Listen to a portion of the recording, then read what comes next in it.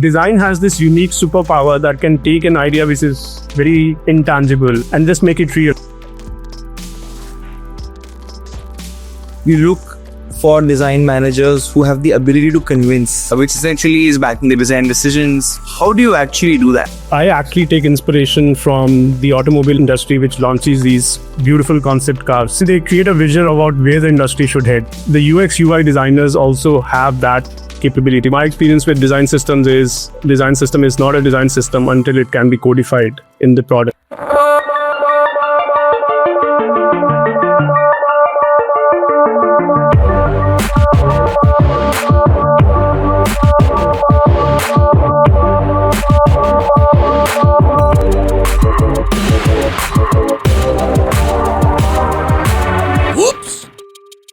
Hey there, welcome to DesignOops with Indiefolio. Today we've got Adit Kohli with us, who's the director of UX design at Zenoti. Adit started off as a visual communication designer and after working for a few years, switched to UX UI. We talk a lot about how to make the right transition. And he also worked in consulting and the service side before shifting to the brand side, and we explore the difference between the two. We also unpack a lot about his journey and get a lot of tips for young designers. Thanks a lot for your time and welcome to the podcast, Adit. Hey, hi Kavan. Glad to be here and for inviting me. Thanks for being available. Really appreciate it. I start off the podcast always by trying to understand your journey so far. And from what I know, I don't think you formally studied design initially. You, I think, had a very interesting background of studying something, then doing advertising for some time, and now you are reading user experience. So why don't we start right back at when you decided that you want to pursue design as a career? I started in the late 90s, so it's almost 25 years in counting. But you're right, I'm a self-taught designer. I was in fact very academically inclined in my school and college. I was doing this very intense course around biochemistry and pharmacology. Sometime in the second year of that course, I realized that this is not for me. And what happened and why it happened is beyond the scope of our conversation today, maybe for some other time. But then I decided to drop off the college, and there was this whole drama at home for obvious reasons. And then I was just kind of contemplating what to do next. I was going out and meeting people and consulting with friends and family members. And through that connection, I met somebody who was an ace graphic designer based out of Delhi. I'm still talking about late 90s, right? So he had this bulky, big bite monitors. And then I saw something just beautiful emerging out of it. And not being from that background at all. In fact, I had not even operated a computer by then. I was just completely blown away by what all we could create from this ugly white box. And I decided to pursue that as my career. And then I started consulting him, and he kind of guided me into how I could get started, join some courses. Design education was not a big deal at that time in India. Mm-hmm. So I decided not to do a formal kind of graduation course because I already lost a couple of years in college. So I just joined some informal institutes, did some programs around Photoshop, around macromedia tools. And a lot of your audience may not even be aware of Macromedia. So this was a company that Adobe acquired, and these guys were built on multimedia tools like Flash and also Ware. So I just learned a bunch of these tools and kind of started to apply how I can use those tools to create something remotely close to what I saw this ace designer create. And that was the start of my journey in the late 90s. Incredible. What is your opinion today then about formal schooling when it comes to design? If you ask me, I've been freelancing in theory since the 8th grade. I've never really learned myself. YouTube, Andrew Kramer, these were like my teachers for a long, long time. So, today you hire so many people, things are so competitive. How important is a formal design background today? I think to each his own. I don't want to kind of say that one is necessarily better than the other. I still think some of the best designers I've met or worked with are not formally taught. They're self-learned, self-driven. But on the other hand, I am now hiring some amazing young designers coming out of institutes like NID in India, some premium institutes in the US or Eastern Europe where I've had an opportunity to work with a lot of designers. So I think when it comes to formal education, I'm seeing that the quality of the institution tends to play a big role. And I think that is where there is a lot of disparity, at least in the Indian context, because when design became a big thing, especially around UX, UI, and people started noticing that this has a lower bar than engineering in some sense.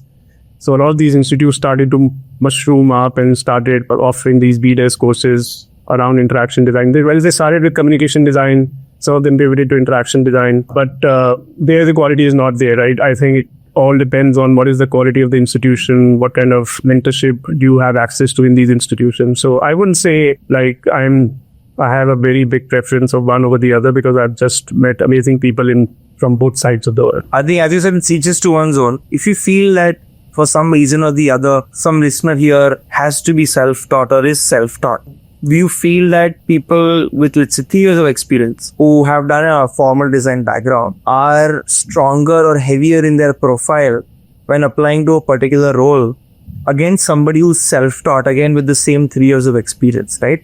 Yeah. What do you really look for when you're hiring somebody, right? Do you feel people who come from formal design backgrounds in the earlier stages of their career have more insight or thought into understanding why does design work and on formal jargons and formal processes, etc.? Yeah, I think we do notice that, especially for folks in the early part of their career. We do notice that some of their foundational principles are stronger when it comes to things like typography, scale, layout, balance, the whole user-centered approach to design. A lot of the self-taught designers tend to be light in a lot of these areas. And then obviously they pick up and catch up as they kind of clock years in their experience. But especially in the early stages of the design, especially folks who are coming from stronger institutions do tend to exhibit better skills when it comes to certain very foundational elements of design. I have definitely noticed that. Your earlier parts of your career were primarily in like branding and advertising. Yeah. So how is it that you ended up heading a user experience team for a large company now? Because often people feel, hey, if you haven't made a decision in creative that I want to become a UX person or an art director or a branding person from the start, you are going to be left behind if you try to change your specialization in the middle of your career and start from zero, right? So what was the journey like from branding, advertising to UX, UI? Why did you do it? I think I can divide my career into 3 phases. The first one was definitely advertising. This is in early 2000s. You are definitely too young to realize that world. But this was when the Yahoos and the MSNs were becoming a big deal. And they were drawing a lot of the advertising dollars from traditional media like print, definitely, and to some extent from TV also. A lot of the American ad agency was struggling to make that pivot. So this was when, if you come to a MSN homepage or a Yahoo homepage, the whole homepage used to get taken over by these very flashy multimedia ads. And at that time, there were some technology companies who took the leap and started building technology where you could, if you had the right creative, you could use their tools to create very compelling, impactful advertising for those platforms. And we saw that opportunity because I met the right people, and together somebody was hitting sales and I was kind of looking at the operation and the creative side here in India. We decided to approach some of these companies, build together a series of concepts and got our foot into the door. Through that, basically, we got the opportunity to work with a lot of premium ad agencies in the US. Now, these agencies were obviously big, huge names for somebody working out of a small studio in Delhi. And but what they were strong in was concepting. So they had like an ad that was running very successfully, say on a TV medium, or they might have launched a very successful print campaign. But then they would just hand over a PDF to us or a video, and then they would not know what to do with it, say on a MSN homepage. And that is where we kind of stepped in, and we worked with the creative team on one side and these platforms technology team on the other, and kind of bridged that gap and built some amazing advertising solutions for about 2 or 3 years. Won some awards. We actually pivoted to the Japanese market also, and got an opportunity to work with Fortune 500 brands, again, top agencies in the Jaral, like the Dentsu of the world. So that was a great time. What really disrupted that industry, while it was going great, it was great, but what very disrupted was the advent of Google, because Google came in with this whole notion of when you're searching, you can just insert an ad there. And because the user intent was so high, they obviously were able to prove to advertisers that conversion rates are much higher, and you should now move a lot of your advertising dollars from these image-focused branding ads to performance-oriented search ads. And that obviously disrupted our business model, because you could only express so much creativity on a 10-word search ad, right? And that is when I pivoted to the second phase of my career, which was consulting. Then again, the same founding team that we had set up for advertising, we started to now approach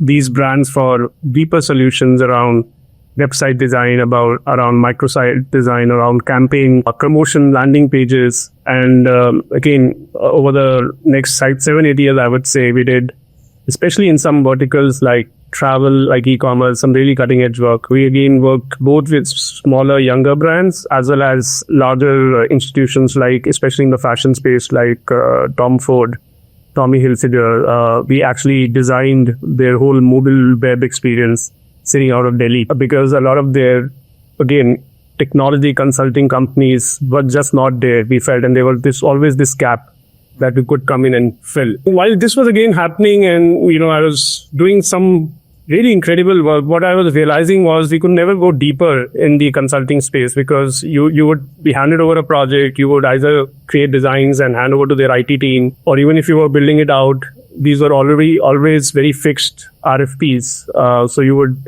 deliver a project and hand it over and then move on to the other project. So you were never immersed yourself into a problem statement and really kind of iterating yourselves towards creating a wonderful solution. Right. And that kind of was increasing some frustration on my side, because we were just jumping from one project to the other. It was very hectic. That was the time, and this was before the whole startup ecosystem had exploded in India. I'm just still talking about 2013, 2014. So I started looking out for opportunities where you could actually pivot to the product side. And I found somebody who was willing to take a bet on me. I was hired as the head of design. We started with building a B2C solution for food from New York and Chicago. We pivoted to B2B. And then that's where my journey started in the whole product UX space. And it's almost been 10 years now. Yeah. What a interesting journey. I think a lot of people see themselves in your shoes, especially people who've, let's say, done a lot of advertising work, but now they're excited about UX. Or a lot of design managers who want to kind of make the plunge from consulting to something like a product side, right? And that's my next question. Generally speaking, there's a lot of people who say that do not do a consulting job. If you want to become a design leader in a product company, they feel it's not the best in terms of getting depth of, really tying in business problems and your design decisions together. It's more about convincing a client, getting a brief. You're essentially a sales agent for a consulting client as a creative person. I've seen people feel stuck that, hey, I spent like 10 years in consulting in 2-3 cool studios. I'm still working with enterprise brands and doing exciting work. But, I'm still getting this side eye that, hey, you've not really built. I'd seen cycles over 3 years with the tech team, business team, product team, blah, blah. So what's your opinion there, right? Like if I'm somebody in consulting for 10, 15 years, I want to make the move. I obviously don't want to start from zero. I want to become a design manager in a product company. How do I make somebody take a bet on me? I think in my case, I had the benefit of timing, because when I pivoted, we were still in the infancy when it came to product and UX design. So a lot of the folks who actually set up the foundation of this industry were coming from other disciplines like advertising and consulting, right? So it wasn't like there were already people who were doing products for tens of years, right? Because obviously there were large companies like Microsoft or Amazon, which had these disciplines. But then a lot of the startups that were maturing at that time, designers like me who were coming from that background, actually went and pivoted and then kind of set up the foundations of those teams. So from that point of view, I think timing played to my advantage and I could successfully make that pivot.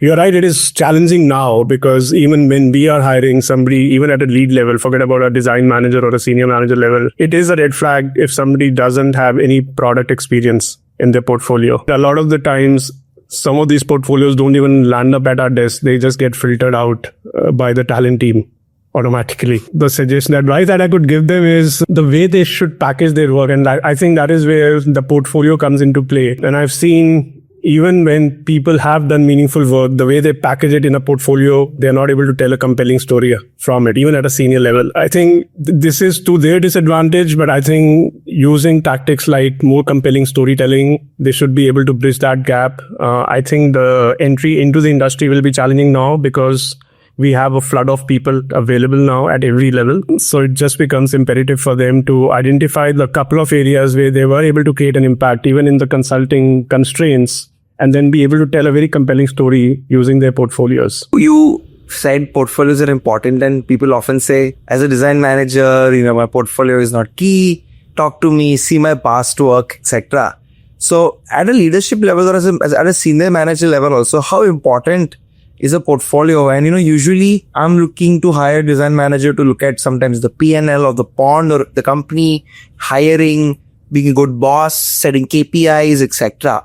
So managers feel portfolio is a very superficial way to judge my capability, right? So can you tell me a little bit more about, like, at a managerial level, what do you look for in a portfolio, and how can I signal my managerial and a leader's skills through that while talking to potential product leaders? That's a great question, Kavan. What we are looking out from a portfolio when it comes to design manager plus anybody from that level up towards senior manager, director, is the strategic insight they have about their work. So it is no longer about being able to create artifacts, to be able to map a customer journey, to be able to produce wireframes or compelling visual designs. Again, are they able to talk about that project or their contribution in a way which kinds of gives us light into their strategic insight into their work and that particular project? So I think the portfolio still makes sense, or when they talk to us, how they explain that work through presentation, through a keynote, has a lot of value. I think they just have to change the tone of that presentation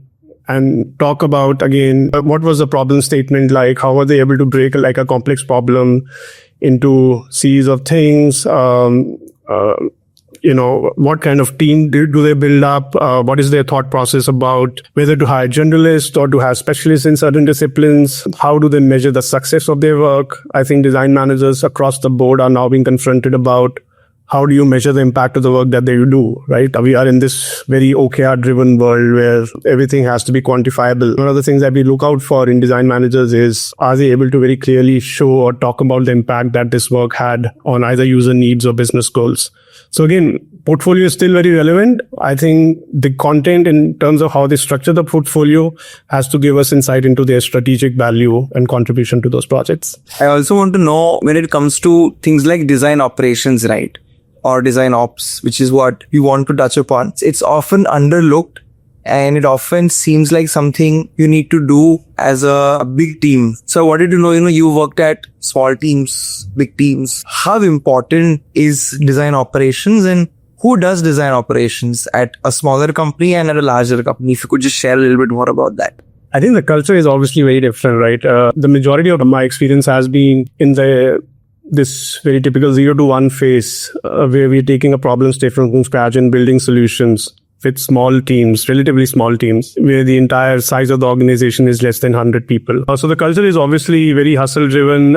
You have a certain amount of resources, you have a very ambitious goal, and everybody's kind of focused in making sure that we can meet that goal and move to the next level, whether we can, raise more funds or can take the business to the next level. I think the objective is completely on making sure that we can just hit those goals. Something like process always tends to take a backseat. Now, when it comes to larger organization, obviously a lot of these challenges are not in place. You have more resources at play. There's less stress. Typically, naturally, there is appreciation for more process-driven approach to your work. So in that case, even if I take design system as one element of the DesignOops, so you have the luxury to put together a small team who is just focused on making sure that they can create a library of these design system components, which the rest of the team can use and leverage and kind of build on top of it, which allows you to then, as a leader, show the value of that work and make the rest of the team more productive. It definitely is a challenge to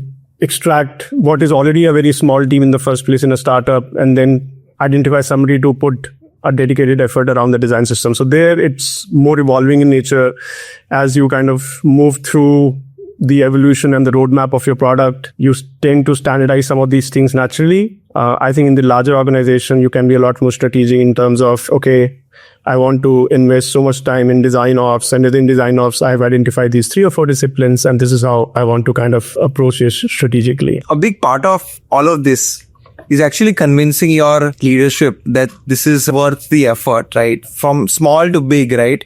Be it more people, smarter people or experienced people, processes, tools, they all demand a budget, because sometimes people probably don't know how to show an outcome for something like design operations. They struggle to kind of convince their colleagues, right?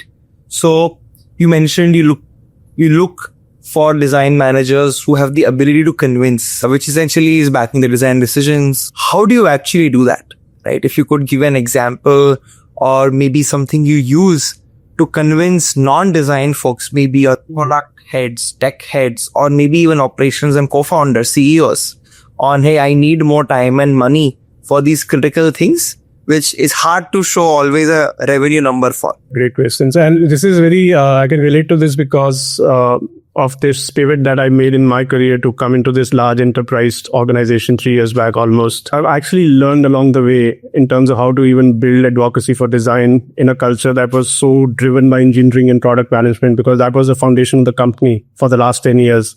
And they had built this amazing product and had amazing success. They were the market leaders, continue to be the market leaders in their industry without necessarily having to invest in design throughout the first 7-8 years of their life. So the awareness or the maturity of the design was non-existent, right? So the couple of things that I've done in my past, which proved to be very valuable for me here, was I look at a certain balance in this product triad comprising design, product, and engineering. The state of that triad actually gives you insight into what culture exists in that organization. For instance, we had like 200 engineers for a bunch of designers. So there was clearly a lack of awareness of what design can actually even contribute in the first place. And the designers who were there were typically responding to what was already built by the engineering team, or if the PM already had a PRD, they were just responding to it, and then they were moving on to the next thing. The nature of their work was very cosmetic in nature, so they were just asked to come in and do like a fit and finish job on something that was already built, and then just move on and just kind of respond to what the PMs and engineers were throwing at them. So the first thing I actually did and kind of created awareness amongst product leadership, amongst executive leadership, was to create this balance in product triad that, you just simply can't have such a skewed ratio between engineers and PMs on one side and designers on the other. So that kind of, and I was able to kind of showcase that by giving examples of companies who have done great with high level of maturity and appreciation for design, right? Apple and Nike come to obvious examples. But even if you take those very obvious examples out, even more recently, Airbnb has been a great example of company that is led by design. It just helps that the founder is a designer himself, so he just appreciates design all that more. But success of companies like Stripe, like Airbnb, like Instagram, where design-led innovation actually led to the company putting out these beautifully intuitive products. And on one hand, and on the other, we had this very skewed ratio where engineering was calling the shots. So I think that got the attention of the leadership and allowed me to increase the budget of the team significantly. And over the last 3 years, I've increased the design team by 5 times, and we're hiring more. So, I think that just resonated. The second thing was, what I've observed is design has this unique superpower that can take an idea which is very intangible, which is just in the heads of the leadership, and just make it real, because nobody else, whether it is the product manager or the engineers, have the capability to make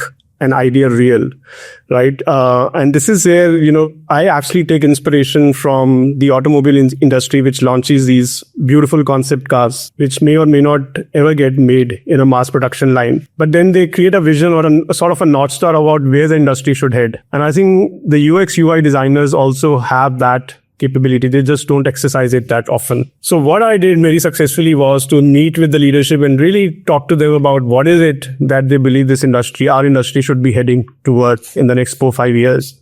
And this was not part of the official roadmap, which is a quarterly roadmap. So it's always about taking a product and just incrementally improving it, right? If the task is taking 10 seconds, can we shorten it to 5 seconds? If it is a 5-step process, can we take it to a 3-step process? Or can we make this consistent? Maybe can we have a design system that is consistent? So those are all incremental things that will keep the team busy. I wanted to carve out a dedicated amount of time that I can engage the leadership and really pick their brains on what should we be building in 2 years or 3 years from now, and then just work closely with them to, make that vision tangible. Just build interactive, beautiful prototypes. And that gave me a lot of success. And like that got the attention of everybody in the company that this team needs to be backed. They needs to be invested a lot more. We have never had this capability. The amount of opportunities this skill opens up for the company is just extraordinary. So at the best, or what a PM can do with that idea, right? He can just write up a PRD. PRDs just keep lying around. Nobody notices them. But what if you can just look into what their vision is and just help them visualize, oh, this is how this vision can be actually come to life. I have encouraged my teams to just exercise that superpower, because that superpower doesn't exist in any other team in the company. And I think that is what a designer should do to create advocacy for their work, which I have seen a lot of the design teams not use as effectively as they should. You're right about that. The critique of design ops is everything can't be a process. Everything can't be an SOP. And creativity comes because of serendipity. Now, while that's very idealistic to say, right, at the same time, you've got 30, 40 people trying to design the same experience, some of it 1 month old, some of it 5 years old. And that's why at the design manager or a head level, you come across some experiences and flows which seem to be very different from, what was decided a year and a half ago as some rules, right? So that's why you need the processes. So it's so confusing for a design manager to be like, kitna influence karo, right? How much process is good process and how much process is too much process?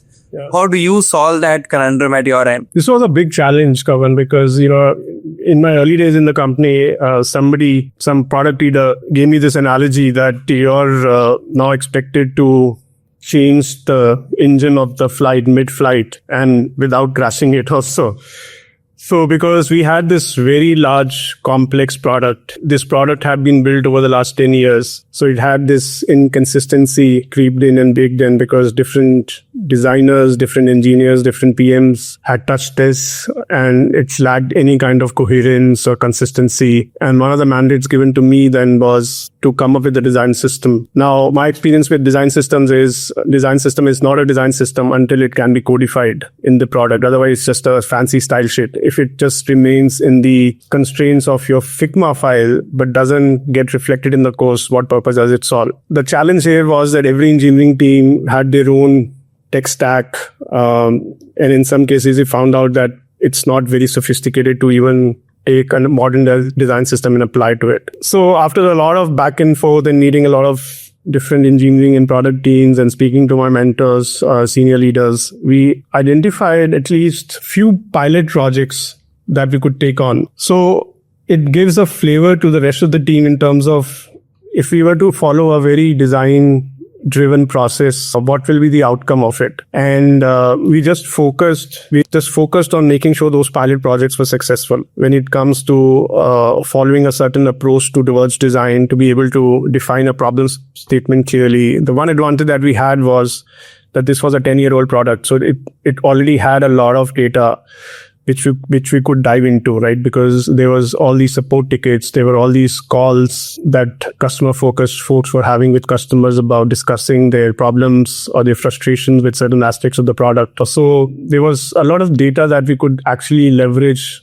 And then there were a lot of customers who were very passionate about working with us and kind of coming up with better, more intuitive solutions. So while the design system was being done, we were trying to just apply the design system around these pilot projects in the beginning. And then once these were done over some period, about from 3 months to 12 months it took us, that's when it got the attention of the rest of the engineering team that these pilot projects have been successful.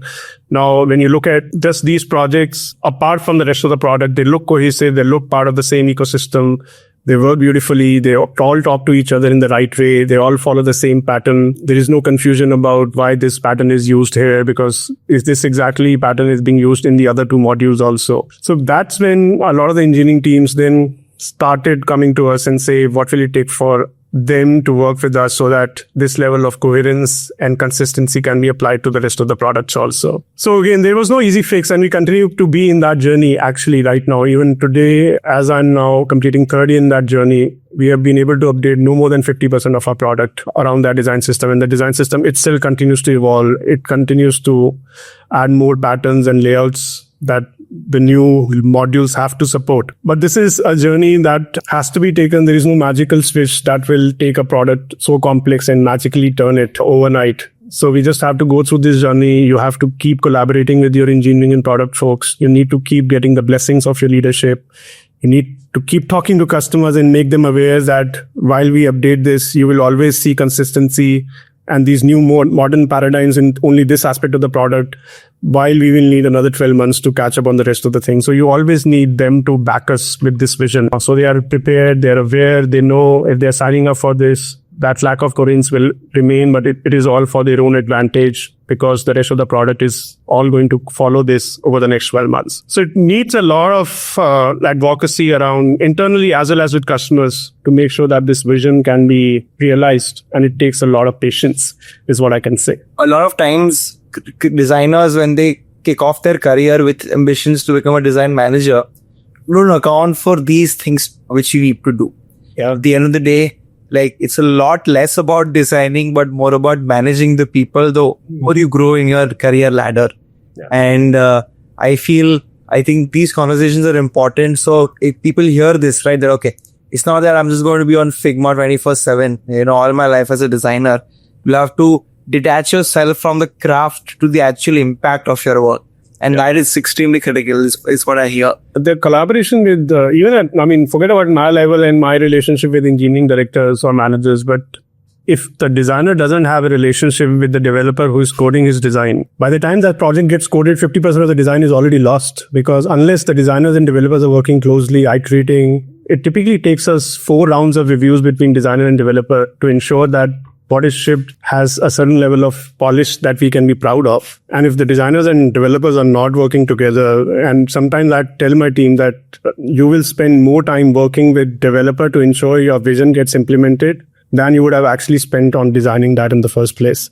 And mentally, you just have to be prepared to go through that grind. 100%. I'm at the last part of the podcast now. One big threat, I don't want to talk about it generically. Design operations ka objective is make more time for designers, right? That's what design operations should do. And AI clearly is claiming to solve that particular problem, that, the redundant work will go away. You'll get more time to think and more time to experiment, which is at the core of what, designs should be.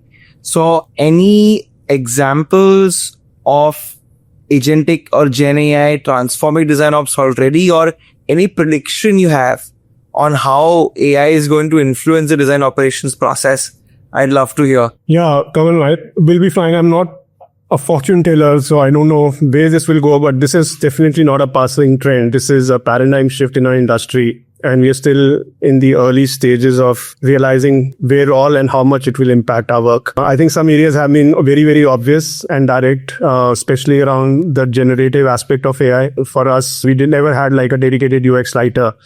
So we used to rely on an external team, the content education team, to help us write the micro copy. So that work has become very, very easy. We do a lot of, like I said, one of the focused area of my team is to create advocacy of the work, both internally as well as with customers. So we do a lot of these teaser videos to communicate the vision of a particular module that we have just either revamped or built from scratch. And there we utilize a lot of video, a lot of graphics, and AI is proving to be a big source of help there. Quite recently, we have also been trying to look at AI and impact our discovery process. Like I said, there is a goldmine of data that already exists because this is a 10-year-old product. There are thousands of tickets around specific modules where customers have had challenges using that particular module or find it frustratingly slow or cumbersome. And it was humanly impossible for us to be able to analyze what are sentiments around specific areas of the product that we want to necessarily go and impact. And AI is proving to be of a lot of help there. It allows us to analyze thousands of support tickets quickly, create patterns that we can then look at and then infer that this is an area worth looking into. And especially, and on the same lines, very recently, what we have started doing is, so all our customer calls happen through Gong. I don't know if you're familiar with this platform, but it's again a voice platform which stores the recording of all your interactions on cloud. And then it has obviously now an AI layer like every product does. So it again allows us to identify calls where that particular product was mentioned. And then it allows us to again analyze the sentiments around what people were complaining about having to utilize that particular module in their workflow. So from a generative aspect of AI, we are now starting to look at how it helps us in research. We are really looking forward to what Figma comes back with. We don't have access to that data. I think Figma pulled it back when it got a lot of negative press because a lot of the outcomes that were getting produced were very similar to very popular products like Apple and Uber, because obviously they had trained their models on those products. So they have pulled it back, and we don't seem to get access to their beta. But I've looked at some of their videos. It looks very, very promising, especially because at the base they have built this, what they're calling as a simple design system, which gives company like us an insight into the architecture of how a design system should be built, which makes the process of building designs very, very modular. So because if you can take their architecture and apply our components on that architecture, it just unlocks an aspect of productivity, which will be amazing for our team. So yeah, again, I think across these different aspects of design, we are experimenting with different tools, with different tactics. Some are working well. Some members are more proactive than the others. And I've been trying to institutionalize how as a team we leverage AI. And we have started to kind of meet every week and really share what is it that we did with AI in the last week. That was very interesting. That unlocked a new use case that we didn't know was possible with AI so far, so that the other members can actually use it also. Because this is a very, very fast evolving field.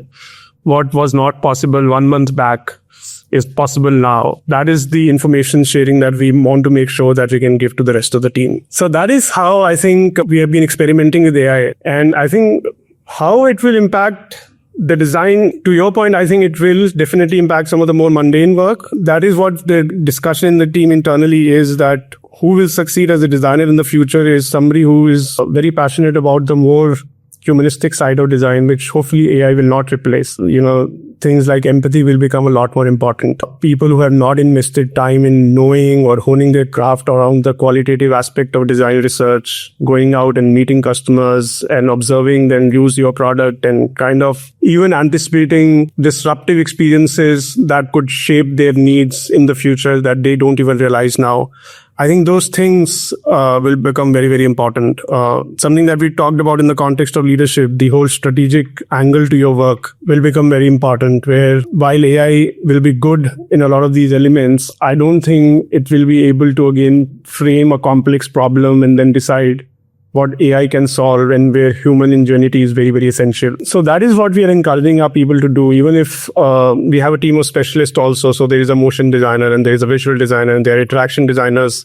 But what we are trying to actually inculcate in the culture right now is that everybody gets exposed to these sides of the work before AI makes them redundant, as everybody seems to think right now that it's not AI that will replace you. It is a designer who uses AI more effectively that might. And it is true. I think it is true. I'm just seeing that some people are not confronted as much as they should right now.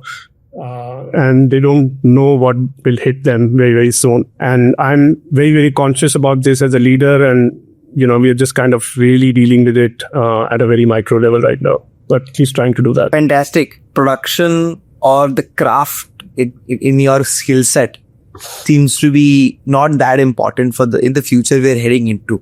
That the ability to draw something well, or understand the craft or the production of something or a technique, because you seem to be able to just prompt it out. People say I always feel, as a designer myself, we are usually multi-skilled. I'm sure a lot of creative people have an idea for a product, have an idea for a film script, have an idea for something else they could do in the creative space. It's just that various reasons, they've picked a particular production craft and specialized on that in the initial years and grown from there. But it's all converging right now, in my opinion. In such a time, what does it really mean to be a specialist then, in your opinion? Do you think that it's going to be the end of specialization? Will the designer be the person who brings everything together from a creative thought, and then execution is going to be all a bunch of AI agents in their team? Yeah, I think so. I think that is how maybe the AI augmented world will pan into, that we are basically directors directing a pool of assistants that we have at our disposal. And the sophistication of the work that we produce will be directly proportional to how well we are able to direct through very nuanced prompting, to be able to take output from one agent rather than feed it as an input to the other. So our roles will become a lot more strategic. I'm sure about that. I'm just concerned about some of the designers who are still at the infancy of their careers, because typically you tend to exercise your strategic muscles much later in your careers as you get more and more such opportunities. Again, as I think as design leaders, it is just our responsibility to make sure that we can nurture our teams well enough so that they are kind of exposed to that aspect of the work much earlier right now. We just hired a bunch of interns and converted them into full-time employees, and we are just giving them very, very valuable work. We are not giving them grunt work at all, because that grunt work AI can do anyway now. So we are giving them, even in their first year, very meaningful, impactful work so that they get to exercise that strategic muscle much earlier in their career. Fantastic. Sounds like an amazing place to work at, by the way. We're still looking for some people, so hit me up if you are interested in joining Zenoti. Awesome. That's a great plug. I want to just move on to the last question now, and it's similar to what you just mentioned, right? A lot of people who tune into this podcast are young designers or people who are entering design, and they all would want to be one day in your shoes, head design for a product company or be a design leader one day. What's your advice to them, right? If you want to become a leader one day, what are the skills or the investments or the focus areas which I need to double down on in the initial years of my career? Yeah, I think that's a very interesting question, and something I'm very passionate about, because I actually took on leadership roles very, very early in my career. I've been in some kind of a management role since the last 17, 18 years now, or in fact more. So I have been very passionate about being able to nurture and create an environment where I can see people grow. One of the things I will say is at the start of their career, if they can get access to joining a startup where they will have an opportunity to work with founders directly, I think that exposure is just invaluable, because at that stage in a company's evolution, you're wearing multiple hats. You don't have a very bucketed role that you're giving this and you're only supposed to do this. The fact that you can work directly with founders, the fact that you have a much wider playing field to play, you have a wider canvas to kind of paint, you're able to get exposed to the business side of things much more than you would get, at least in your start of the career in larger organization, because there the roles are very defined. Even in a company like mine currently, roles in the junior level are very defined. You're given a task and then you're just executing that task. Whereas in startups, the exposure to how your work impacts a certain objective that the business really has to hit if they have to go to the next level just gives you that much more appreciation for a slightly more strategic angle to your work, which I think will be very, very valuable. So that's definitely one in terms of the exposure, I would say. Also, I think do not go and become the solo designer in any company, because then you'll miss out on mentorship, which is very, very valuable at the start of your career. Because typically a lot of startups put together a bunch of engineers and then just hire one designer to give them that coverage on design. But I don't think that's a good place for a young designer to work in, because if they miss out on mentorship at the early stage of the career,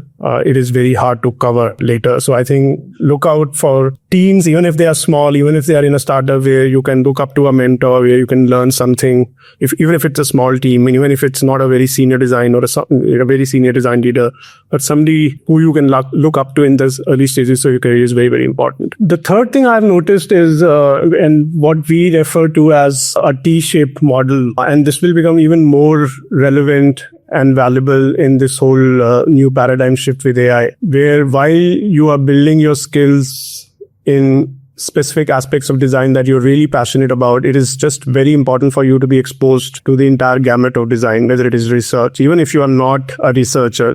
Unless you understand research, unless you understand when somebody is using your product in their natural habitat and environment, and can understand what pain points they are. Like unless you develop that observation skills, you may not be a dedicated researcher. You may not be spending $100 a month on research, but unless you're exposed to those areas, it will become very, very challenging for you later in.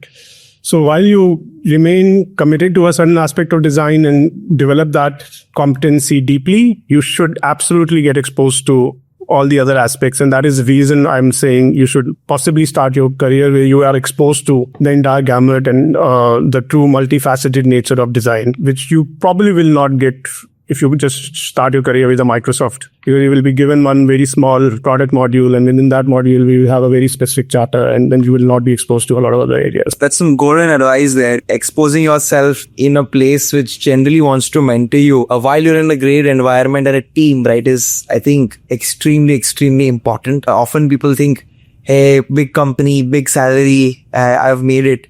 But a lot of people don't think very hard on the initial few jobs they do, because I generally believe they're very, very formative.